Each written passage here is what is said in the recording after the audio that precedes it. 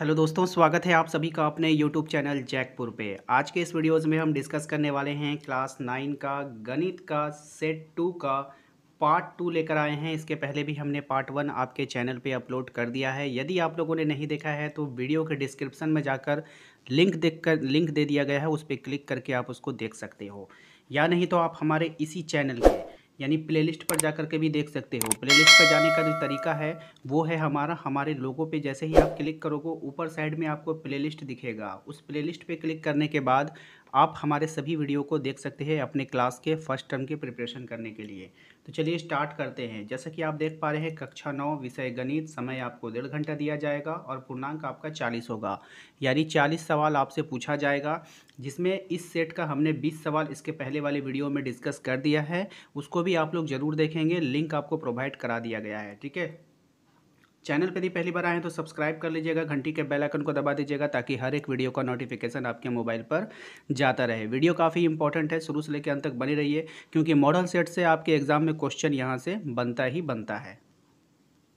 तो देखिए, हम लोग क्वेश्चन नंबर 21 पे आ चुके हैं। क्वेश्चन नंबर 21 पे जैसे कि आपको कह रहा है, यदि एक रैखिक समीकरण इसका का हल है तो के का मान बताना है। तो ये जो बिंदु आपको दिया गया है, तो आप लोग जानते हैं कि कोई भी इस तरह से बिंदु आपका होता है। ठीक है, तो कोई भी इस तरह से बिंदु होता है, इसको याद रखना है आप लोगों की। जो पहला वाला बिंदु होता है, उसके बाद दूसरा वाला जो बिंदु होता है वो क्या होता है, वो जो होता है हमारा, आप लोगों को पता है, जैसे कि पहला वाला x का, दूसरा वाला y का वैल्यू डिनोट करता है।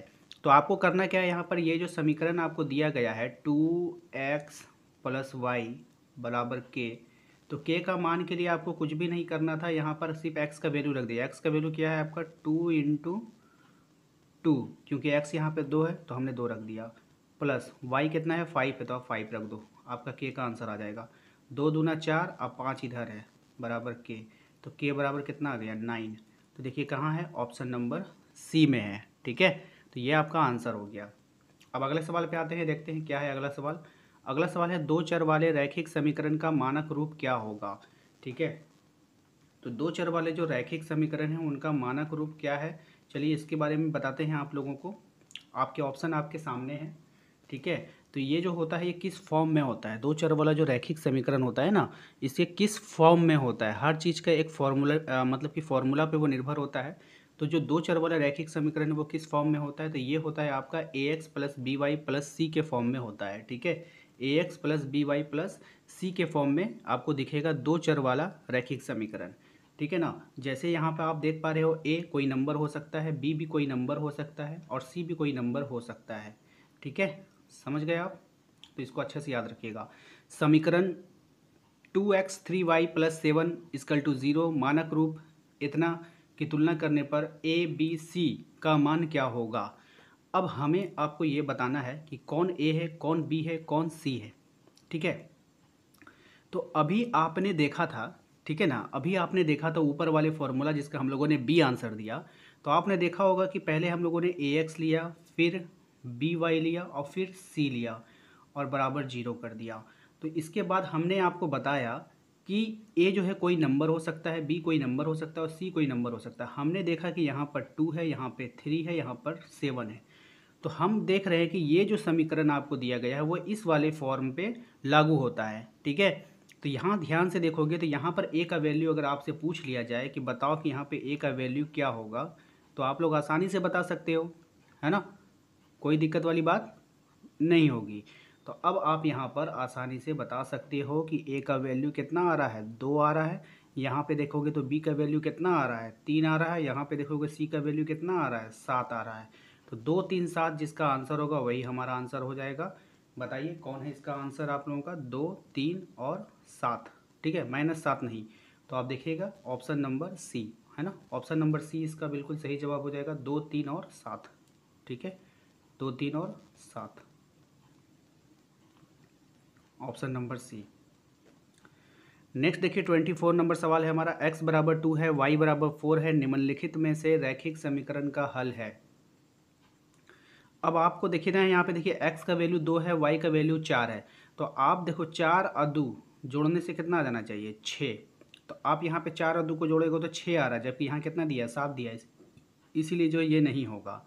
अगर हम बात करें x का वैल्यू 2 रख दो, यहाँ पर 3 दूना कितना, y का वैल्यू 4 दिया 12, तो 12 7 12 2 कितना हो गया 14, आपको दिया कितना है 7, ये भी नहीं होगा। ठीक है, अब यहाँ पे आते हैं ऑप्शन नंबर बी में। 3 के साथ x का वैल्यू कितना रखेंगे 2, और प्लस y कितना है 4, तो 3 दूना 6, और 6 और 4 मिलाकर कितना हो गया 10, लेकिन दिया कितना है 7, इसलिए ये भी नहीं होगा। अब हम आते हैं इस पे, x का वैल्यू कितना है 2 प्लस, और y का वैल्यू कितना है 4, इसको चेक करेंगे, 4 दूना 8 और 2 कितना हो गया 10, तो हमारा आंसर 10 आ गया, 10 आ गया, दोनों सेम सेम हो गया, इसीलिए जो है आपका ऑप्शन नंबर डी आंसर हो जाएगा। ठीक है, चलो रैखिक समीकरण 4x - 6y = 8 का हल क्या होगा।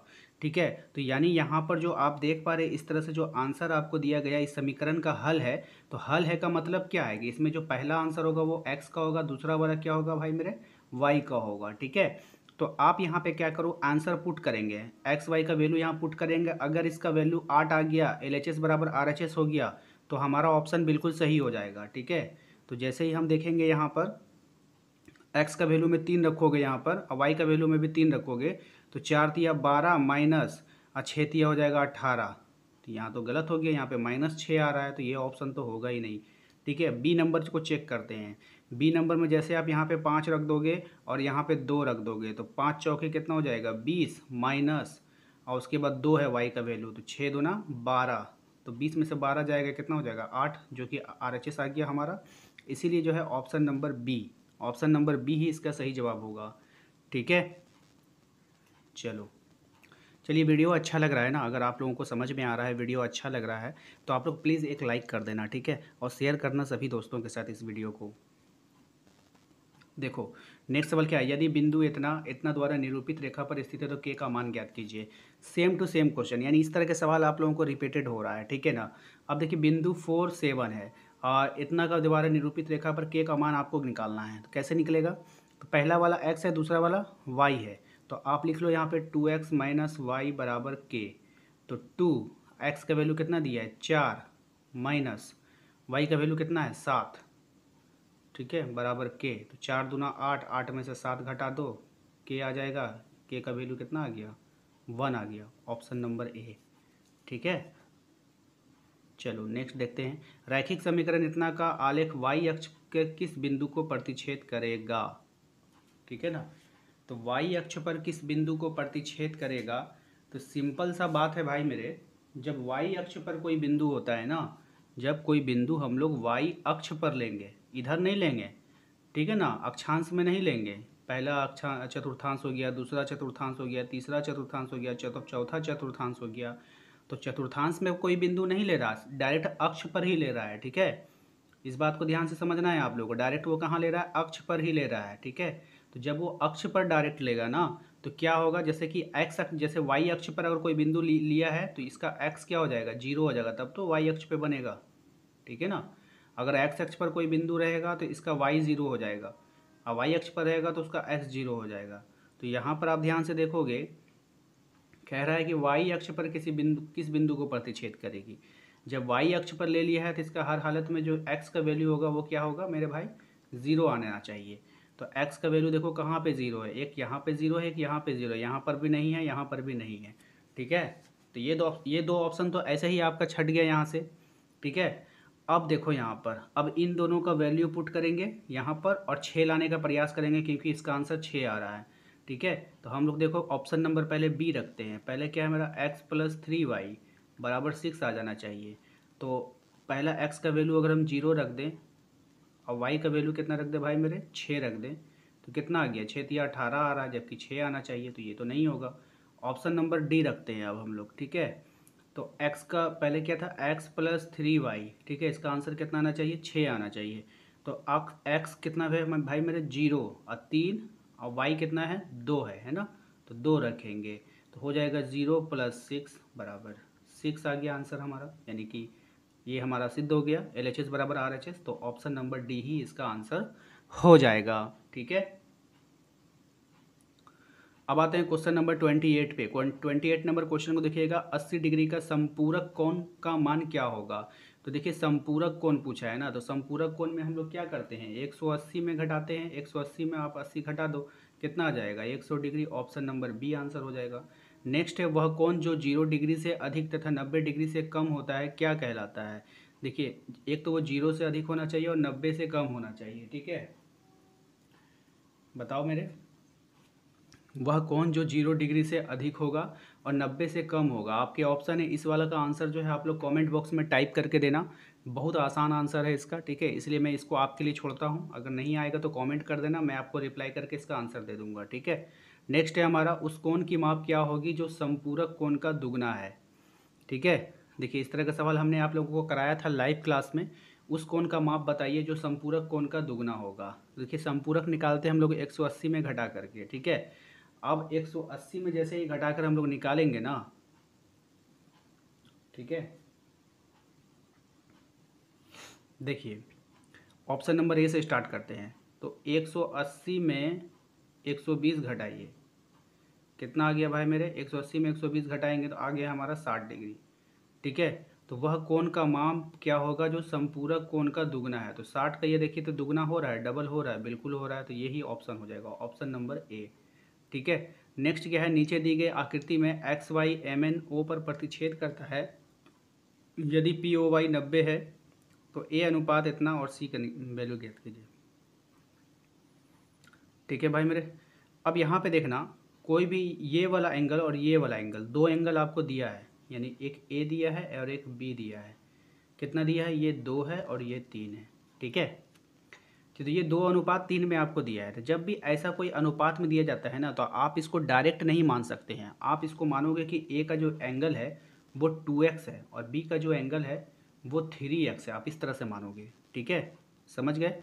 अब देखो यहाँ पे ये परपेंडिकुलर है, यहाँ पे अगर 90 बन रहा है तो इधर भी आपका कितना बनेगा भाई मेरे, 90 बनेगा। तो आप लिख सकते हो ना 2x + 3y बराबर कितना लिख सकते हो, 90। तो 3 अदू कितना, सॉरी 2x + 3x है ना, 3 दूँ 5x बराबर कितना हो गया, 90। 5 से ये कट जाएगा 18 बार में, तो x का जो वैल्यू निकल कर आया यहाँ पे 18 निकल कर आया, ठीक है। अब x का वैल्यू आपका 18 आ गया।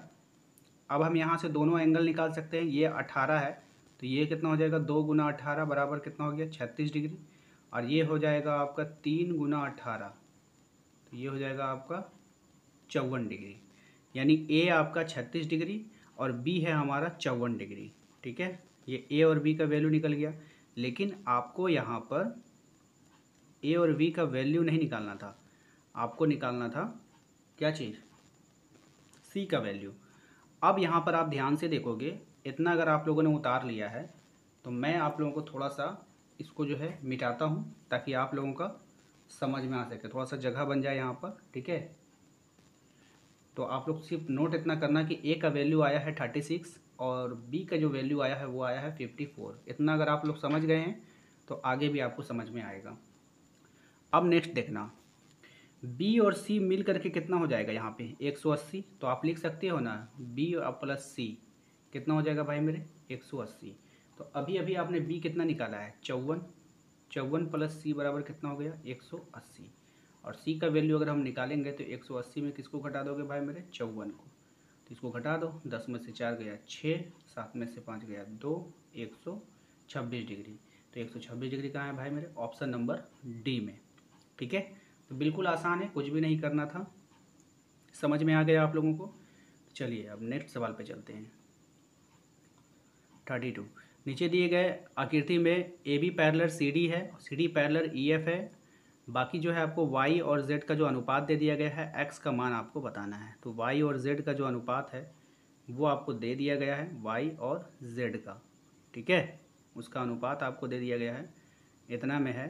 तो आपको निकालना है किसका, x का वैल्यू निकालना है, ठीक है। चलिए इस वाले सवाल को ध्यान से देखेंगे हम लोग, ठीक है। इसमें कुछ भी नहीं करना है, बस थोड़ा सा आप लोगों को फिगर को समझना है। देखिए यहाँ पर जो है आप लोगों का y है और यहाँ पर जो है z है, इन दोनों का अनुपात आपको दे दिया गया है, ठीक है। देखिए y और z के एंगल को यदि हम जोड़ेंगे ना तो ये थ्योरम हो जाता है आपको 180 डिग्री का, ठीक है। तो ये एंगल और ये एंगल मिलकर कितना बनाएगा 180 डिग्री, और आपको इसी का एंगल का अनुपात दिया है, ठीक है। तो इस वाले एंगल का y और z का अनुपात 3:7 है। तो हम लोग क्या करेंगे, इसको 3x मानेंगे, इसको 7x मानेंगे, ठीक है। तो 7 और 3 मिलाकर कितना होना चाहिए 10x, और कोण में कितना होना चाहिए 180, तो आप देखेंगे कि यहाँ पे x का वैल्यू कितना आ गया 18। अब इस x का वैल्यू जब यहाँ पे रखोगे तो 54 हो जाएगा, यहाँ पे रखोगे तो 126 हो जाएगा। यानी कि y का जो वैल्यू आपका y का जो वैल्यू आ रहा है वो कितना आ रहा है 54 डिग्री, और z का जो वैल्यू आ रहा है वो 126 डिग्री आ रहा है। ठीक है, इतना आप लोग ध्यान में रखना। इसके बाद यहाँ पे ध्यान देखो y का वैल्यू कितना आ गया, सिर्फ हम y का वैल्यू से ही इसको बना देंगे। ठीक है ना, y का वैल्यू कितना आया बताओ। y का वैल्यू अभी आपने निकाला कितना 54 डिग्री। ठीक है, तो जब ये आपका 54 है, इधर वाला पोर्शन आपका 54 है, तो ये तो एकांतर, ये जब ये पैरेलल ये है तो ये एंगल के बराबर होगा। तो ये 54 है तो इधर वाला भी 54 होगा ना। तब अब हमें बताओ कि जब ये वाला एंगल 54 होगा तो ये वाला कितना होगा, क्योंकि यहाँ से यहाँ तक तो 180 बनना चाहिए। तो आप 180 में क्या करोगे, 54 को घटाकर बता दोगे। 10 में से 4 जाएगा 6, 7 में से 5 जाएगा 2, 126 डिग्री। तो x का जो वैल्यू निकल कर आ गया कितना आ गया 126 डिग्री। ठीक है, नेक्स्ट देखो क्या है हमारा अगला सवाल है, त्रिभुज के तीनों कोणों का जो अनुपात है वो दिया है 1:3:5। तो आपको क्या मानना है, यहाँ पर सभी में x लगाकर मानना है। ठीक है, जैसे 1:3:5 है तो आप मानोगे x, 3x और 5x। तो टोटल मिलाकर कितना हो गया 5 3 8 और 1 9x। जबकि टोटल कोण का कितना होना चाहिए 180 डिग्री। तीनों का कोण टोटल कितना होना चाहिए 180 डिग्री। अब 9 से इसको काटोगे तो ये कट जाएगा 20 बार में। x बराबर कितना आ गया भाई मेरे 20 आ गया। तो बोला सबसे बड़ा कोण मान कितना होगा, तो सबसे बड़ा अनुपात में कौन है 5x है। तो 5x का वैल्यू बता दीजिए। तो 5x का क्या हो जाएगा 5 गुना 20, 5 गुना 20, तो 20 पंचे कितना हो गया भाई मेरे 100। ठीक है, तो 100 इसका आंसर आ जाएगा, 100 आंसर आ जाएगा। ठीक है, तो आइए देख लीजिए 100 कहाँ पर है, तो ऑप्शन नंबर ए में है। ठीक है, नेक्स्ट सवाल है हमारा, किसी त्रिभुज में अधिक से अधिक कितने न्यून कोण हो सकते हैं। ठीक है, देखिए इसका ऑप्शन जो है यहाँ पे दिया, इधर दिया है। ठीक है, किसी त्रिभुज में अधिक से अधिक कितने न्यून कोण हो सकते हैं। तो न्यून कोण अधिक से अधिक 3 हो सकता है ना, जैसे यहाँ पे 60 60 60 रख देंगे तो 3 अधिक से अधिक न्यून कोण हो सकता है। नेक्स्ट देखिए क्या 35 नंबर जो है मिस प्रिंटिंग है, इसको आप छोड़ दें। 36 भी जो है वो भी आपका मिस प्रिंटिंग है, इसको भी छोड़ दें। 37 देखते हैं। 37 में क्या करें, किसी त्रिभुज के बराबर कोणों की सम्मुख भुजाएं, किसी त्रिभुज के बराबर कोणों की सम्मुख भुजाएं क्या होता है बराबर होता है। जैसे ये त्रिभुज है, ठीक है, इसके कोण जो है बराबर है तो इसकी सम्मुख भुजाएं भी क्या होगी बराबर होगी, तो यानी समबाहु त्रिभुज हो जाएगा। ठीक है, नेक्स्ट क्या है 38 ये भी मिस प्रिंटिंग है, इसको भी छोड़ देंगे आप। 39 में देखिए क्या है, नीचे दी गई आकृति में एडी भुजा बीसी को समद्विभाजक है, यानी कि इसको दो भाग में बांट रही है। इस बीसी को ये एडी दो भाग में बांट रहा है। तो आपको क्या करना है, त्रिभुज एबीडी और त्रिभुज एसीडी सर्वांग समता के किस नियम से होगा, यानी कि 3 चीज़ उसका बराबर होना चाहिए तब वो सर्वांग सम होते हैं। सबसे पहले आप देखोगे, आप इस वाले त्रिभुज को और इस वाले त्रिभुज को गौर से अगर देखोगे तो यहाँ पर आपको जो है एक एंगल दिखेगा 90 का। तो जब इधर 90 बना तो इस तरफ भी 90 बनेगा। तो सबसे पहला तो ए आएगा यानी एंगल। ठीक है, इसके बाद आप देखोगे तो ये बीच वाला जो डंटी है ये दोनों में है, एडी एडी। ठीक है, यानी इस वाले त्रिभुज में भी है और इस वाले त्रिभुज में, दोनों साइड है। तो आपको फिर से ये वो साइड मिल गया। दूसरा क्या है, अभी आपसे कहा कि एडी भुजा जो है बीसी को लंब समद्विभाजक करता है, यानी बीसी को दो बराबर भागों में बांटता है। तो ये बीडी बराबर क्या हो गया डीसी, यानी कि ये भी दोनों भुजा क्या है बराबर है। तो फिर एगो एस बराबर हो गया। तो कौन सा नियम आपको यहाँ पे लगा, एस, दो गो एस एगो ए। तो दो गो एस एगो ए कहाँ पर है, ऑप्शन नंबर सी में है। तो यही आंसर हो जाएगा। ठीक है, नेक्स्ट देखो, किसी सर्वांग सम त्रिभुजों की संगत भुजा क्या होती है। तो किसी सर्वांग सम त्रिभुज की जो संगत भुजा होती है वो क्या होती है बराबर होती है। ठीक है, जब त्रिभुज कोई सर्वांग सम हो जाएगा तो इसका भुजा इसके बराबर, इसका भुजा इसके बराबर, इसका भुजा इसके बराबर हो जाएगा। ठीक है ना, चलिए उम्मीद करते हैं कि आप लोगों को आज का ये वीडियो पसंद आया है। वीडियो पसंद आया तो एक लाइक कर दीजिएगा। चैनल पे यदि पहली बार आए हैं तो सब्सक्राइब करके घंटी के बेल आइकन को दबा दीजिए ताकि हर एक वीडियो का नोटिफिकेशन आपके मोबाइल पर जाता रहे। जाते जाते यही कहेंगे कि आप हमारे डिस्क्रिप्शन में जाइए, वहाँ पर आपको लिंक प्रोवाइड कर दिया गया है प्लेलिस्ट का, वहाँ पर जाकर आप अपने सभी वीडियो को देख सकते हो। और व्हाट्सअप ग्रुप को ज्वाइन कर सकते हो, टेलीग्राम ग्रुप को ज्वाइन कर सकते हो, इंस्टाग्राम को ज्वाइन कर सकते हो। मेरा सेकंड चैनल भी है, उसको भी जाकर ज्वाइन कीजिए, वहाँ पर भी आप लोगों का क्लासेस होता रहता है। ठीक है, मिलेंगे अगले वीडियो में। जय हिंद, जय भारत।